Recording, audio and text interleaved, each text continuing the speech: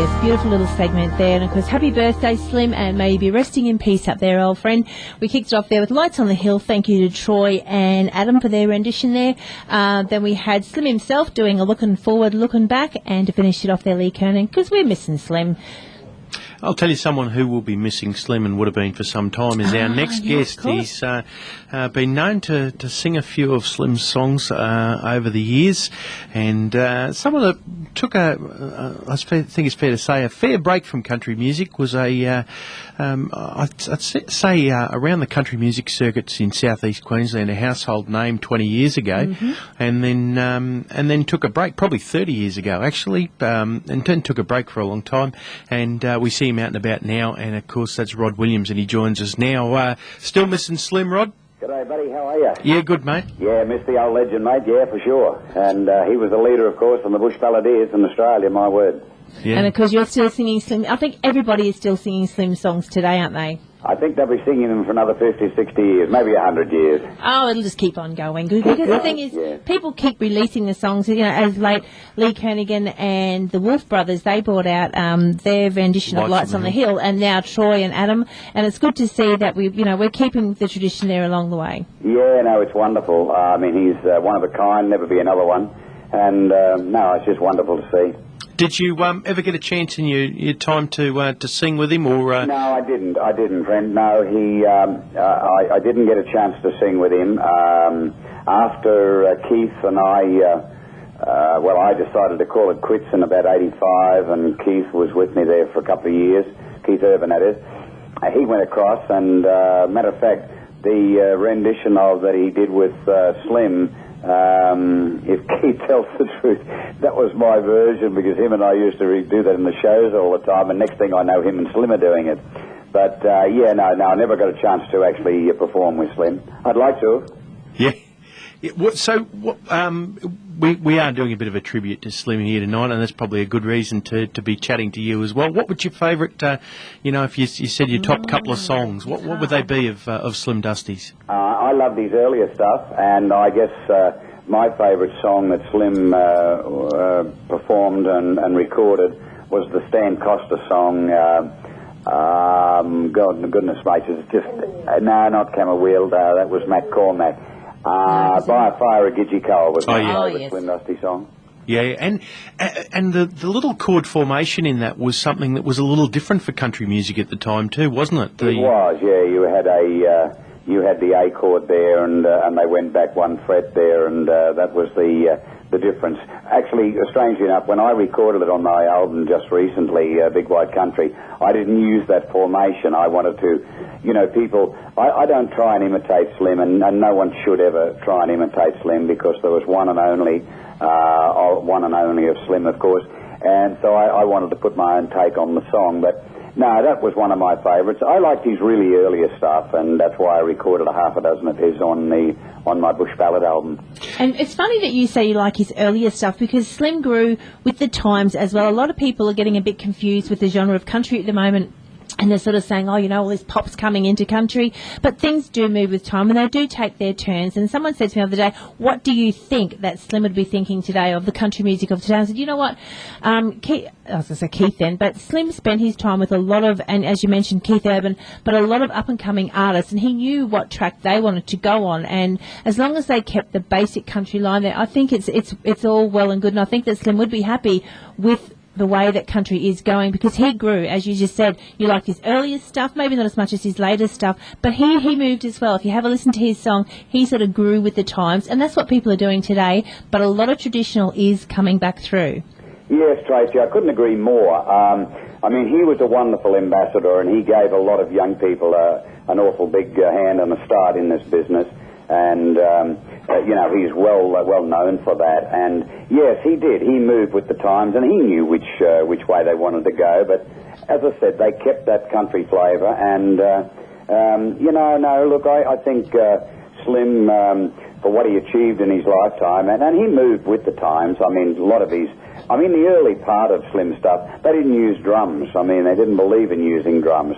But, of course, then he moved with the times, and, it was just actually wonderful to see it evolve, Rod, we're speaking with Rod Williams tonight. Now, we go back to the early 80s and think about the time in Brisbane where 4KQ was the voice of country music.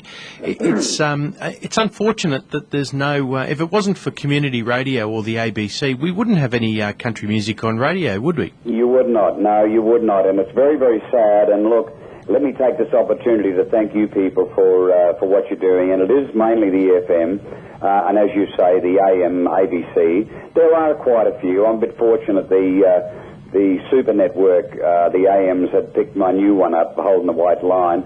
But look, in the main, we don't get a real good go on AM radio. It's mainly FM that they're pushing the barrow for us. And honestly, we'd be doomed without you people in FM radio. But I've got to say, in saying that as well, with the and I know it's a bad word, and I do harp on it, but the pop country that's coming out at the moment, it's actually putting the country music scene back into those AM stations and into the broader stations, because Taylor Swift's quite popular out there, Keith Urban's quite popular out there on those big band, stations as well. So maybe with their influence, they could actually push a little bit more of our stuff coming through. They could, Tracy. I couldn't agree more. And, there's that country flavour coming through. I mean, a lot of those young people from the States, and you mentioned Taylor Swift and quite a few like that. Yes, the country is still there, not as traditional as a lot of people would like, but it is still there. And you are right, it's helping push the barrow for country music in this country. And even like the Zac Brown Band, they're getting a play out there at the moment, and they're more bluegrass. I just love them. It's just great that it's. I think it is turning, and we're starting to get our voice out there. Well, it's amazing, Tracy. There's only 12 notes of music, no matter whether you bend it to stretch it to play jazz or rock it up to play rock. I mean, the operative word is music, and honestly, it's just the universal language.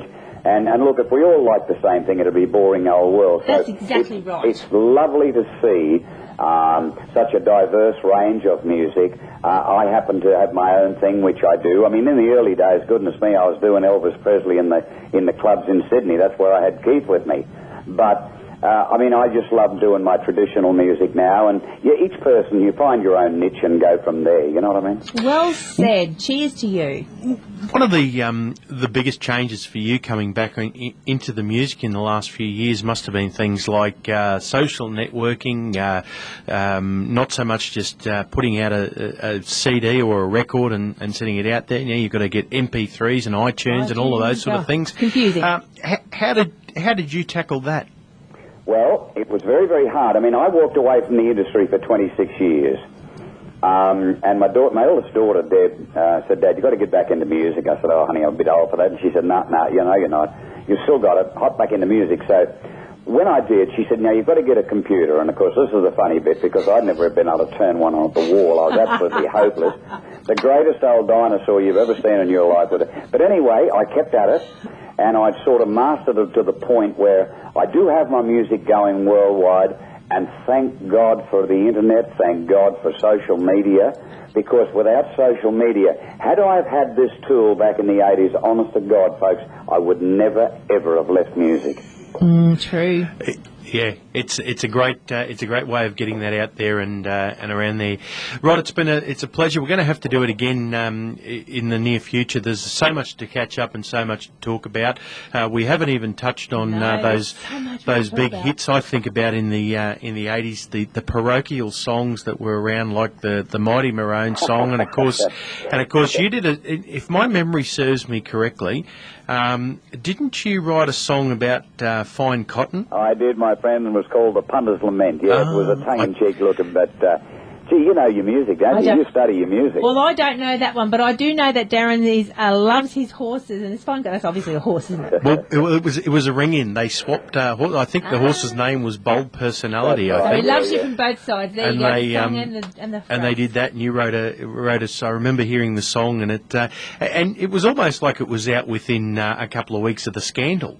Well, it was, because I was actually at home at my mother's place, and we were sitting there, and as soon as I heard the race, because I spent a lot of time in the racing industry, and that's what I did when I left music. Much to my sorrow, I went breeding and training racehorses, and ended up with odd socks, so to speak. But because there's no money in racing, and as I keep telling people, I can guarantee you how to make a small fortune out of racing. All you've got to do is start with a very large one. So, but anyway, no, I said at the time, I said, this is a ring-in, and my late wife said, how do you know that? I said, well, just see how far wrong I am. So I immediately started working on something, and you are right, within a week or 10 days, we had it out in the airwaves.